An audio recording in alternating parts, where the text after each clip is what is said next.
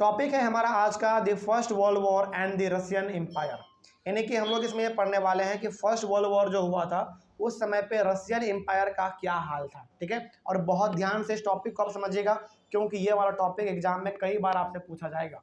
ठीक है, क्योंकि ये टॉपिक हमारा ना दो चीज़ के बारे में बात करेगा, पहला तो फर्स्ट वर्ल्ड वॉर के बारे में और दूसरा रशियन एम्पायर के बारे में। तो बहुत ध्यान से इसको समझते चलिएगा। सबसे पहला लिखा गया इसमें इन 1914 the first world war broke out, यानी कि फर्स्ट वर्ल्ड वॉर कब शुरू हुआ? 1914 में शुरू हुआ और ख़त्म कब हुआ? 1918 में। याद रखिएगा, फर्स्ट वर्ल्ड वॉर 1914 में शुरू हुआ और 1918 में ख़त्म हुआ, यानी कि फर्स्ट वर्ल्ड वॉर लगभग कितने साल चला था? 4 साल। ठीक है, और फर्स्ट वर्ल्ड वॉर ना दो पावर के बीच में लड़ा गया था। याद रखिएगा, इन 1914 the first world war broke out between two European power, यानी कि दो। अच्छा देखो, जब भी युद्ध लड़ा जाता है तो दो अलग अलग ग्रुप में लड़ा जाता है, एक इधर से एक उधर से। तो यहाँ पे हमारे पास दो ग्रुप था। पहला कौन था? पहला हमारा था सेंट्रल पावर और दूसरा हमारा था अलाइड पावर। अब इसमें देख लेते हैं कि सेंट्रल पावर में कौन कौन कंट्री थे और अलाइड पावर में हमारा कौन कौन कंट्री था। पहला है हमारा जर्मनी, ऑस्ट्रिया और तुर्की। ये सब किस में थे? सेंट्रल पावर में थे। याद रखेगा, जर्मनी, ऑस्ट्रिया और तुर्की ये सब थे हमारे सेंट्रल पावर में, यानी कि ये तीनों एक साथ थे। अगला ग्रुप किसका था? फ्रांस, ब्रिटेन, रसिया, और बाद में इसमें कौन ज्वाइन कर जाता है? इटली और रोमानिया। यानी कि इसमें टोटल कितने हो गए? फ्रांस, ब्रिटेन, रसिया, इटली, रोमानिया, इसमें 5 थे।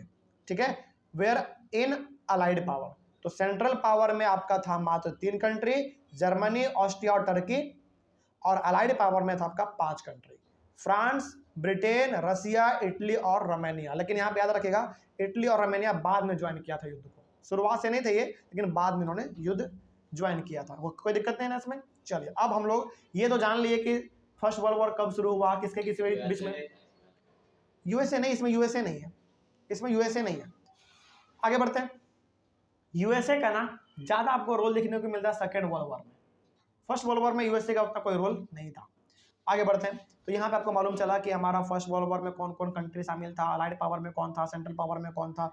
लेकिन अब यहाँ पे देखते हैं कि आखिर इसका क्या इम्पैक्ट पड़ा रसिया पे।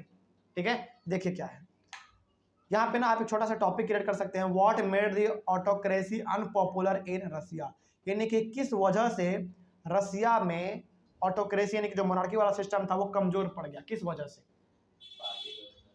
देखते हैं थोड़ा सा इसमें और भी कुछ बातें लिखी गई हैं, देखते हैं क्या है इसमें। देखिए, in Russia the war was initially popular and people came together around this tsar Nicholas to protect him from this central power. देखिए, रसिया किस में था, सेंट्रल में या अलाइड पावर में? अलाइड पावर में था रसिया हमारा। देखो यहाँ पे ना आप एक बात बताइए, सबसे पहले रसिया में जितने भी लोग थे वो किसके खिलाफ थे? राजा के खिलाफ थे। ठीक है, लेकिन जब फर्स्ट वर्ल्ड वॉर हुआ ना तो सभी लोगों ने राजा को प्रोटेक्ट किया। मालूम है क्यों? क्योंकि देखो, लोगों का दुश्मनी किससे था? राजा से। और जब हमला हो रहा है हमारे रसिया के ऊपर, यदि हमला होगा तो क्या केवल राजा मरेगा? ये सारे लोग मारे जाएंगे, सारे लोग मारे जाएंगे।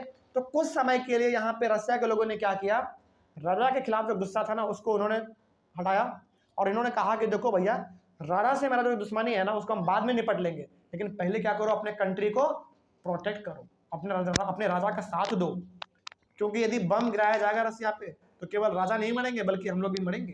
तो यहाँ पे आप याद रखिएगा कि रसिया में सारे लोग राजा के बिल्कुल खिलाफ थे। वो नहीं चाहता था कि जार निकोलस, मतलब कि जार निकोलस को देखना नहीं चाहते थे वहाँ के लोग। लेकिन जब युद्ध शुरू हुआ तो वहाँ के सारे लोगों ने किसको सपोर्ट किया? राजा को सपोर्ट किया। उनका मानना था, क्योंकि उनका मानना यह था कि भैया कुछ भी हो जाए पहले हमारा कंट्री बचना चाहिए, इसीलिए उन्होंने राजा का भरपूर साथ दिया फर्स्ट वर्ल्ड वॉर में। कहाँ के लोगों ने? रसिया के लोगों ने। ठीक है, अच्छा यहाँ पे ना एक बात बताइए, और राजा के सपोर्ट में लोग क्यों खड़े हैं और क्या कारण हो सकता है बताइए? और कारण ये हो सकता है, हाँ बताइए। जैसे अगर दूसरा अगर आ गया तो वो तो वैसे भी उसको नहीं छोड़ेगा। ठीक है, और तीसरा मतलब देखिए, अभी तक आप ये इसमें पढ़ चुके हैं कि रसिया का सारा लोग राजा के खिलाफ था, लेकिन हम लोग यहाँ पे देख रहे हैं कि जब युद्ध शुरू हुआ तो सारे लोग किसका साथ दे रहे हैं? राजा का साथ दे रहा है। इसका मतलब हम यहाँ पे ये समझ सकते हैं, पहला चीज कि लोग ना पहले अपने कंट्री को बचाना चाहते हैं, पहला। दूसरा, लोग अपना सपोर्ट राजा को इसलिए कर रहा है ना, क्योंकि इनका मानना था कि यदि हम राजा को अभी साथ देंगे तो हो सकता है कि राजा हमारा बात को क्या कर ले, मान जाए, हमारे राइट को ये प्रोटेक्ट करे, हम जो डिमांड जो हम हमारा जो डिमांड है ये राजा क्या कर दे, फुलफिल कर दे। इस लालच से भी लोगों ने राजा का साथ दिया। ठीक है, इस बात को आप याद रखिएगा।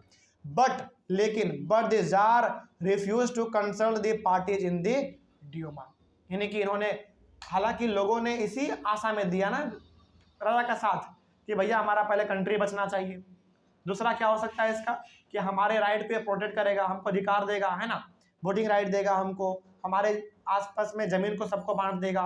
लेकिन क्या जार निकोलस ने ऐसा कुछ किया?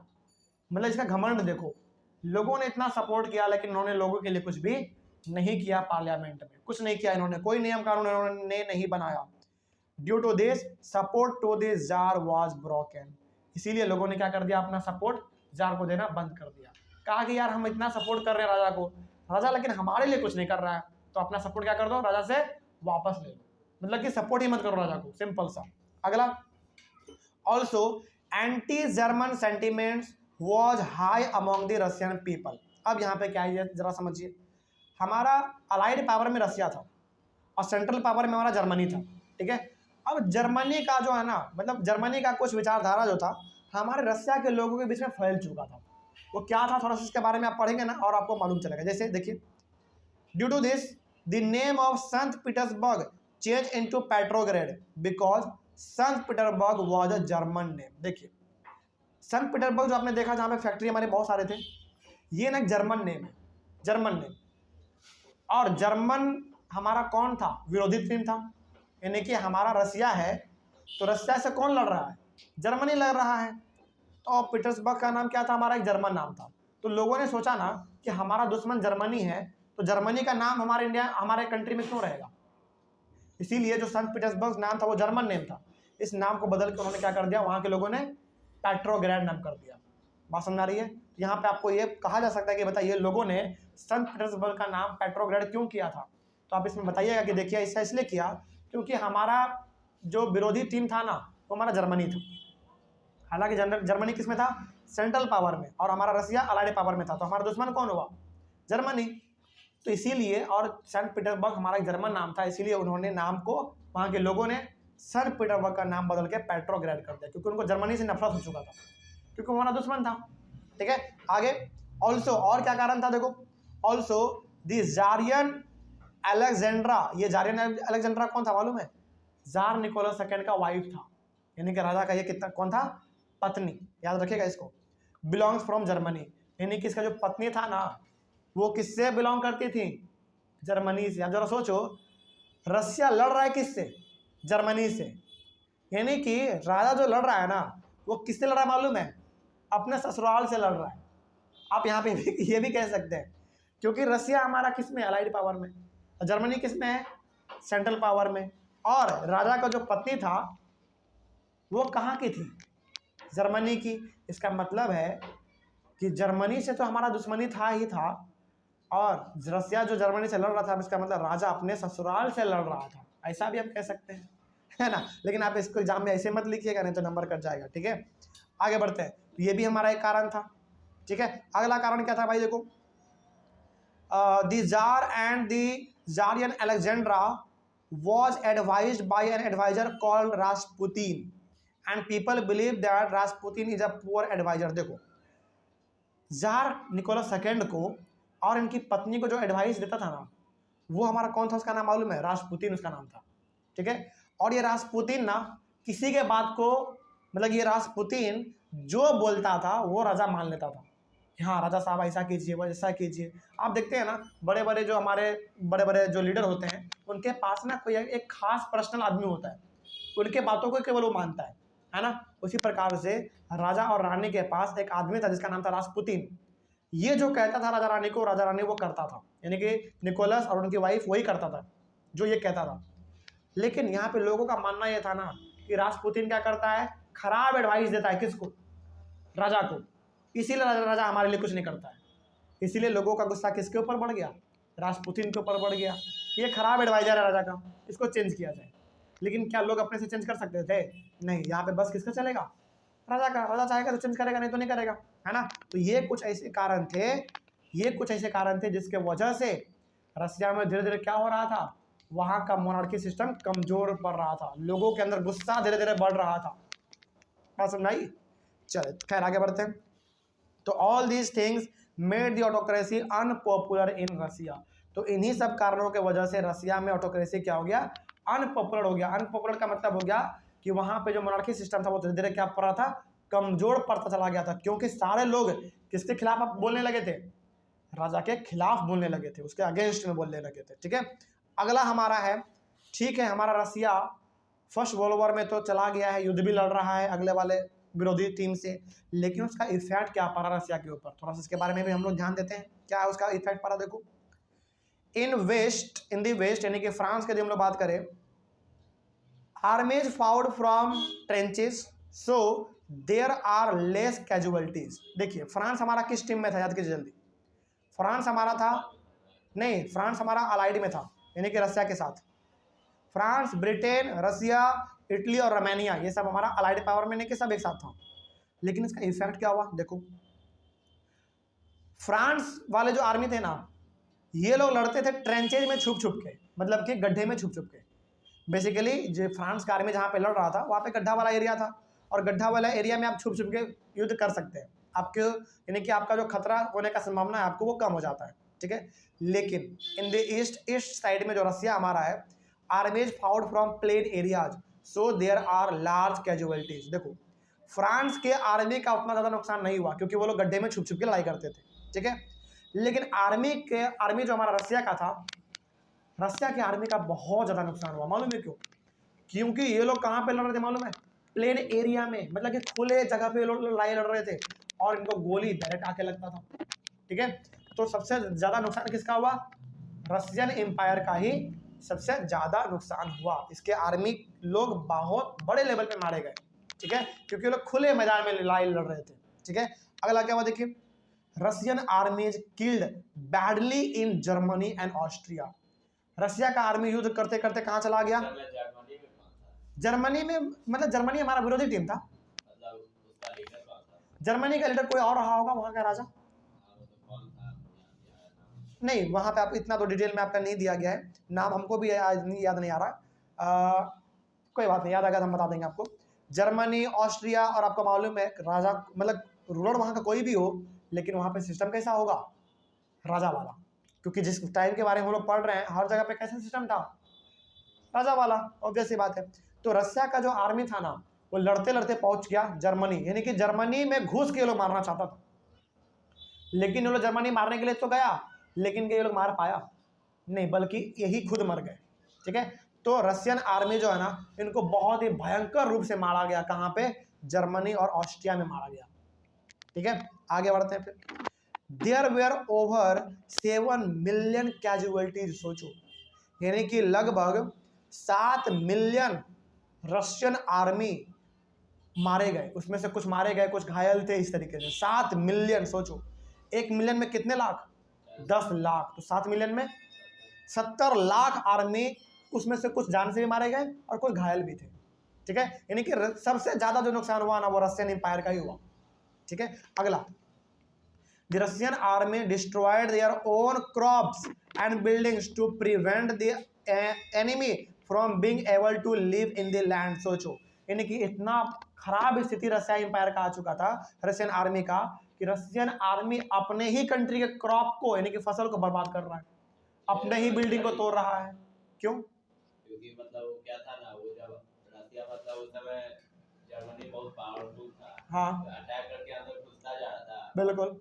वो अपना ही रिसोर्सेज को खत्म कर रहा था रसिया, क्यों खत्म कर रहा था बताइए? क्योंकि उसको वापस जाना पड़ जाता फिर। देखिए बिल्कुल सही बात है, मतलब रसिया का आर्मी अपने ही कंट्री के फसल को बर्बाद क्यों कर रहा है, अपने ही बिल्डिंग को क्यों तोड़ फोड़ कर रहा है? क्योंकि देखो यहाँ पे ना रसिया धीरे धीरे हार रहा था, और हावी कौन हो रहा था, जर्मनी, ऑस्ट्रिया, ये सब। तो इनको लगा ना कि यदि ये सब यहाँ पे आएगा तो हमारे फसल को इस्तेमाल कर लेगा, हमारे बिल्डिंग को अपने कब्जे में ले लेगा, इसलिए सबसे पहले क्या कर दो, इसको बर्बादी कर दो, ना हम इस्तेमाल कर पाएंगे ना इसको इस्तेमाल करने देंगे। ठीक है, ये इनका कहना था, इसीलिए ये लोग अपने ही फसल को बर्बाद कर रहे थे, अपने बिल्डिंग को नुकसान पहुंचा रहे थे। अगला क्या था देखें, उसके बाद the destruction of crops and buildings lead to over 3 million refugees in Russia. मतलब इतने बड़े लेवल पे फसल को बर्बाद किया गया, इतने बड़े लेवल पे बिल्डिंग को बर्बाद किया गया कि 3 मिलियन लोग रिफ्यूजी बन गए थे। रिफ्यूजी का मतलब है इनके पास रहने का घर तक नहीं था। सोचो 3 मिलियन लोगों के पास रहने का घर नहीं था उस समय पे। क्यों? क्योंकि खुद के आर्मी ने खुद के कंट्री के बिल्डिंग को नष्ट कर दिया। ठीक है, जो कि क्या दर्शाता है? बेवकूफ़ी दर्शाता है। ऐसा नहीं करना चाहिए था। ठीक है, खैर आगे बढ़ते हैं। उसके बाद this situation discredited the government and the jar. अच्छा बताइए, ये जो सारा सिचुएशन हो रहा था, जो घटना घटा, इसका जिम्मेदार कौन है? राजा। बिल्कुल राजा जी इसका जिम्मेदार है। ठीक है, आगे बढ़ते हैं। अच्छा एक बात बताइए, यहाँ पे यदि राजा को सपोर्ट वहाँ का लोग करता रहता तो क्या इतना बड़ा नुकसान होता? नहीं होता। लेकिन लोगों ने अपना सपोर्ट वापस क्यों लिया? क्योंकि राजा ने उसके बातों को नहीं माना। कहा कि ठीक है भाई, नुकसान हो रहा है, होने दो, मेरा क्या जा रहा है। जब राजा हमारे बातों को नहीं सुन रहा है तो राजा का हम साथ क्यों दें? इसीलिए लोगों ने अपना साथ क्या करते थे ना, बंद कर दिया। तो इतना बड़ा नुकसान हुआ रसिया का, और इसका जिम्मेदार केवल और केवल वहाँ का राजा था, जार निकोलस सेकेंड। आगे, soldiers did not wish to fight such a war. मतलब इतना भयंकर युद्ध था कि वहाँ का जो सोल्जर था ना रसिया का, वो इस प्रकार के युद्ध को लड़ना भी नहीं चाहता था, बिल्कुल नहीं चाहता था लड़ना। ठीक है, आगे, दी war also had a great impact on industry. अच्छा बताइए, जब आपकी कंट्री पे बॉम्ब मारा जाएगा तो क्या आपका इंडस्ट्री बचेगा? बिल्कुल नहीं। यानी कि युद्ध का असर हमारे बड़े बड़े इंडस्ट्री पे भी देखने को मिला। ठीक है, Russia's own industries were few in number and the country was cut off from the other suppliers of industrial goods by German control over the Baltic Sea। मतलब रसिया के अंदर जितने भी फैक्ट्री थे वो सारे के सारे तबाह हो चुके थे, कुछ ही फैक्ट्री बचे हुए थे वहाँ पे, और रसिया पूरी तरीके से हर जगह से ना कट चुका था। कटने का मतलब है कि रसिया के अंदर ना ही कोई सामान आ रहा था, ना ही कोई सामान रसिया से बाहर जा रहा था। क्यों मालूम है? क्योंकि रसिया के अंदर जिस समुद्र से सामान आता था ना, उस समुद्र के ऊपर ही कब्जा किसने कर लिया था? जर्मनी ने। तो वहाँ पे कोई इसको आने नहीं देता था। तो यहाँ पे हम एक तरीके से कह सकते हैं कि रसिया हर तरीके से संकट में था। ठीक है, और इसमें रसिया के ऊपर सबसे ज़्यादा हमला किसने किया मालूम है? जर्मनी ने। और जर्मनी इतना पावरफुल था उस समय पे कि पूरे समुद्र पे ही कब्जा कर लिया। देखते हैं कैसे आता है रसिया के अंदर सामान। ठीक है, खैर आगे बढ़ते हैं। Industrial equipment disintegrated more rapidly in Russia than elsewhere in Europe. यानी कि इंडस्ट्रियल इक्विपमेंट का मतलब हो गया इंडस्ट्री में जितने भी सामान थे वो सारे के सारे रसिया के अंदर तबाह हो गए। ठीक है, railway lines began to break down. जितने भी रेलवे बिछाए गए थे वो सारे रेलवे खत्म हो गए, क्योंकि सभी के ऊपर बॉम्ब गिराया गया, सबको तहस नहस कर दिया गया। उसके बाद able bodied man were called up to the war. अच्छा, जो ठीक ठाक आदमी थे उनको कहाँ ढकेल दिया गया? वॉर में ढकेल दिया गया कि भैया तुम युद्ध के लिए चलो। अब बताइए, यदि कंट्री का अधिकतर नौजवान युद्ध में जा रहा है तो कंट्री के अंदर क्या समस्या आ सकता है बताइए? मेन तो खाना का होगा। बिल्कुल बिल्कुल बिल्कुल सही बात है। यानी कि ज्यादातर नौजवान यदि युद्ध में जा रहा है तो इसका मतलब है कि खेती करने का कौन? और जब खेती कम होगा तो यहाँ पे समस्या किसका हो जाएगा? अनाज का। तो अब हम लोग आगे पढ़ेंगे कि रसिया में इतना भयंकर स्थिति खराब हुआ कि यहाँ पे अनाज किसी को मिल ही नहीं पा रहा था खाने के लिए। ठीक है, उसके बाद लिखा हुआ है as a result there were labour shortages and small workshops producing essential goods were shut down. सबसे पहले बात तो यहाँ पे लेबर का कमी हो गया, क्योंकि हर नौजवान युद्ध में चला गया था तो लेबर कोई था नहीं यहाँ पे, पहला बात। दूसरा बात, जब लेबर है ही नहीं तो अनाज कौन उपजाएगा? कोई नहीं। तो यहाँ पे अनाज का समस्या भी हमको देखने को मिला। Large supplies of grain were sent to feed the army. बड़े लेवल पे अनाज जो है ना कहाँ भेजा जा रहा था? आर्मी के पास, आर्मी के कैंप में, ताकि आर्मी लोग खाना खाएंगे, सोल्जर लोग खाना खाएंगे, ताकत रहेगा उनको, तभी तो युद्ध लड़ पाएगा। तो कंट्री का सारा अनाज कहाँ चला गया? आर्मी के पास चला गया। कंट्री में कुछ अनाज बचा? कुछ नहीं। जो हल्का फल्का अनाज बचा होगा उसका प्राइस क्या हो चुका होगा? बढ़ चुका होगा। तो खाने यानी कि खरीद पाने वाला ही केवल खा पा रहा होगा, बाकी लोग तो भूख से ही मर रहे होंगे। आगे, उसके बाद bread and floor became square for the people. यानी कि ब्रेड हो गया, आटा हो गया, ये सब लोगों के लिए ना मतलब देखना मुश्किल हो गया। लोग इसको खरीदने का तो बात दो रहे, देख भी नहीं पा रहे थे, इतना महंगा हो चुका था वो। ठीक है, पहली बात तो था नहीं, और दूसरी बात यदि था भी तो दुकान में बहुत ज़्यादा महंगा मिल रहा था। Riots at bread shops were common in Russia. जरा देखो, सोचो जरा, दुकान पे ना लिमिटेड ब्रेड है, ठीक है, मतलब कि मान लीजिए 10 ही पैकेट है, उसको खरीदना तो हर आदमी चाहेगा, तो उसके लिए क्या होगा, दुकान पे राइट हो जाएगा, यानी कि मारपीट हो जाएगा। और इस प्रकार का मारपीट रसिया में उस समय पे कॉमन था दुकानों के पास, कि नहीं भैया हम खरीदेंगे, हम खरीदेंगे, हम खरीदेंगे, है ना। तो इस प्रकार का राइट बड़ा कॉमन था रसिया के अंदर। देखो यहाँ पे ना कितना भयंकर स्थिति हमको देखने को मिला फर्स्ट वर्ल्ड वॉर का, ठीक है। ये फर्स्ट वर्ल्ड वॉर का इतना बड़ा इम्पैक्ट है हमारा किसके ऊपर, रसिया के ऊपर। और इसका सबसे बड़ा जिम्मेदार हमारा मालूम है आपका राजा है, उसके लापरवाही की वजह से हुआ, ठीक है। आगे बढ़ते हैं फिर, चलिए अगला टॉपिक होगा हमारा अगले वाले क्लास में, the February revolution in Petrograd. अच्छा बताइए, ये पेट्रोग्राड कौन सा नाम है, वही संत पीटर्सबर्ग का जो नाम बदल के क्या कर दिया गया था, पेट्रोग्राड। इसमें हमारा ना एक फेब्रुअरी रेवोल्यूशन हुआ था, ये हम लोग पढ़ेंगे अपने अगले वाले क्लास में। मिलेंगे हम लोग अपने अगले वाले क्लास में, तब तक thank you very much and have a nice day.